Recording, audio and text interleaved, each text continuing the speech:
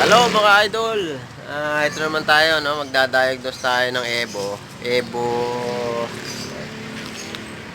Evo overscot, no? So sabi ni Tay, ano nangyari? Hindi tumigil. May tumutunog sa makina. Ano yun, kumatok na. May bigla daw tumigil, no? Tapos kumakatok daw sa makina. So ano sa palagay niyo mga idol? Basic lang yan, no? Umaandar naman eh. So, Hindi pa naman nakabuelo eh. hindi pa nakabuelo. Dahan-dahan pa Sumamatay. ng takuno. Sige, tignan natin. Rotate natin yung camera, no? Tignan natin kung anong problema.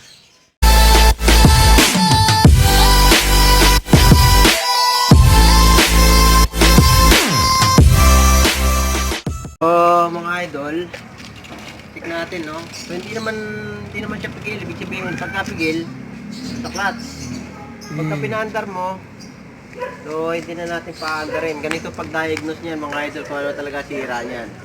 So, i-ano nyo yung stand, taas nyo yung gulong. Kung wala kayo stand, lagyan nyo ng kalang. Tapos, gano'n nyo lang. Try nyo paandarin. No? Susiyan nyo dito. Taas nyo lang na ganyan.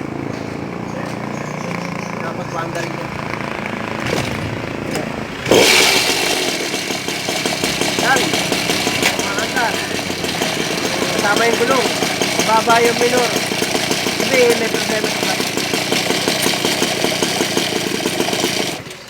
Yan, may problema yan sa clutch system, no? Kasi pagka ginanyan mo yan, pinaandar mo, hindi sa... Aandar yan, saglit, pero gano'n, mamamatay. Pwede kayong tukudan ng ano yun. Tutukod yung workshop nyo. So, magkakaroon sila ng ano, impact. Yan. Dahil nga dun sa bell, no? Sa clutch niyan. Kasi kung pipigilin nyo dito, tapos hihilahin nyo, yan, tigas. Maglalabanan yan. So, yun. Clutch bell yan. Sa lining. Mga idol, lining. Lining problema niya. Titignan natin, babaklasin natin para makita nyo talaga sa to sinasabi ko. Yes. Alright. Iwan ko na sa'yo. Hindi, gusto mo, baklasin natin. Hindi na, alam ko namang magagawa yun. Oo, naman, syempre. Pagka makikita mo ng video nito. So, Bili tayo, pyesa. ano na ako So mga idol, bibili tayo ng pyesa, no? Magandang pyesa. Applicable to mga idol sa lahat ng PED, no? Yung ganyang sakit. Sa lahat ng PED, applicable yan. Bibili na natin, re-replace na natin yung bago. No? So ayan, may pambili tayo. Iiwan muna yung PED. So ako yung trusted mechanic ni boss. Yan. So, ganda ng pipe niya, oh. Kasi motor mo? Nandyan? Ano, ihatid kita? Hindi na. Hindi na? Sige, sige. Iwan ko na dyan. Laki ng bahay mo eh. Sa ano eh? Sa corner. Sige, iwan na muna to. Iwan ko na. Ano sir? Iwan na? Alright. Alright, okay. Idol, punta tayo ng shop, no? Bibili tayo ng pyesa para doon sa ating Evo na gagawin. No? So, tara. Rides tayo with my Mio. Alright. Ano ba to? Start. Alright. Yan, okay. Tara. Wala akong camera holder o GoPro. Hawakan ko na lang, no? Pintuan na lang muna tayo. Tapos, yun nga. Pupunta natin yung shop kung saan binibili yung mga pyesa, no? Yan guys. Mamaya, video natin pagka nandun na tayo. So what's up mga idol, dito na tayo. Paparada muna tayo ng ating service motor. So ito yung Novaliches, no. So dito yung shop na pupunta natin, bibili tayo ng ng parts ng ating hinahanap. May ped dito. Alright, 2GB vape stop. Alright, dito tayo.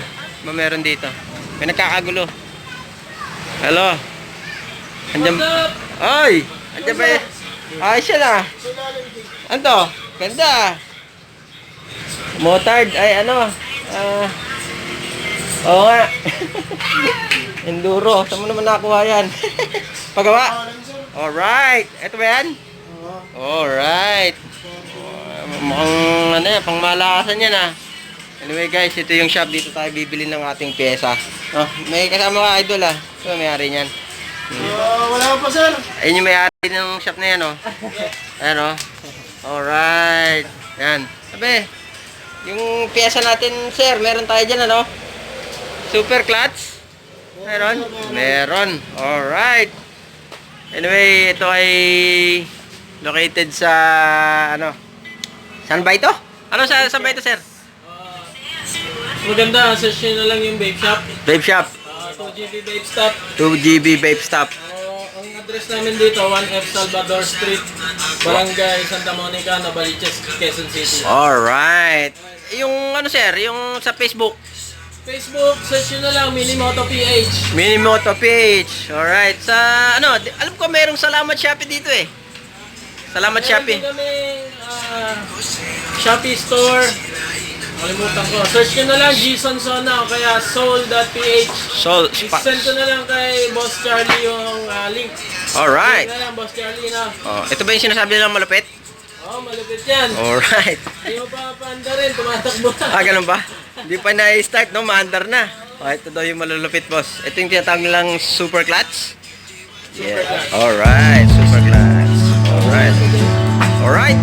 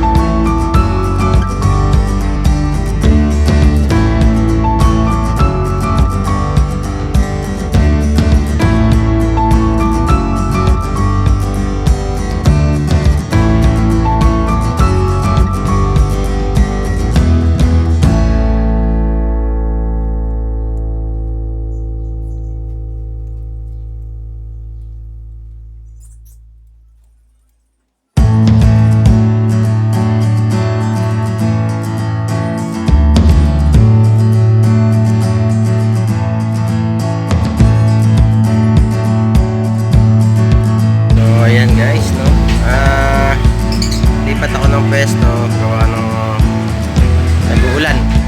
So ayun yung ped. Ayun yung ped. Then dito tayo sa taas. Dito natin gagawin. Lubog na natin yung ano, yung clutch. Wala na yung isang spring. So ayun, nabali na yung isang spring. Isang spring. Bali na. Ayan. Ayan. Stock spring. So ayan, gagamitan natin ng ano, ng puller. Ayan. Gagamitan natin ng puller yan. Ating gagamitan ng palo-palo lang. No?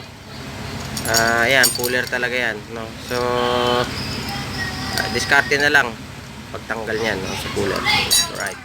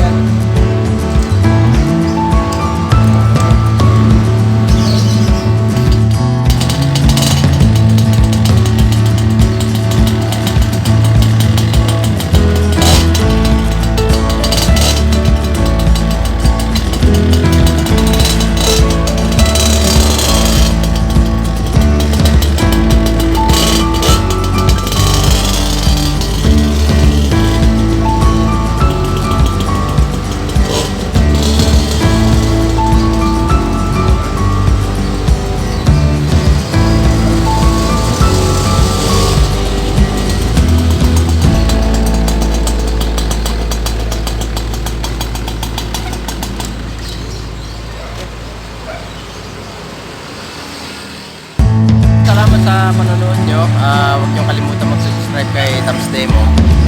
So applicable yun guys sa anumang uri ng inyong mga pets, no? Pocket bike, China pet, overscot, so yung mga ganong senaryo, no? Ganong mga cases, no? So pagka mangyari sa inyo yan, no? Isa yun sa mga causes, no, kung bakit mamamatay yung makina o di kaya mag-i-stall. O pagkahila nyo, parang may lumalagotok, no. So salamat, shout out nga pala sa dealer nung clutch bell, clutch lining, si Sir Gendy Sansona ng Minimoto PH at saka Soul sa Shopee, no. So salamat Shopee. So thank you. Shout out din kay Christian Basilio, no. Mabuhay ka hangga't gusto mo, no. Si Admin Sepe, tsaka sa taga-Taytay, no, sila MJ, no, MJ Asuncion, yung kanyang shop dyan, PRBP shop, no. So salamat sa inyo, no. Dervin Torres din, mekaniko ng stand-up scooter at saka pocket bike, no. So salamat sa bandang Sangandaan naman, si Sir Erwin Permanes, no. Isa ring mekaniko at saka nagko-customize sa mga frames, no. So salamat, at isa nga pala rin big shoutout kay Sir Bray Paulo Velasco, no, ng Bray Custom. So salamat sa inyo, and then mabuhay kayong lahat, no. God bless.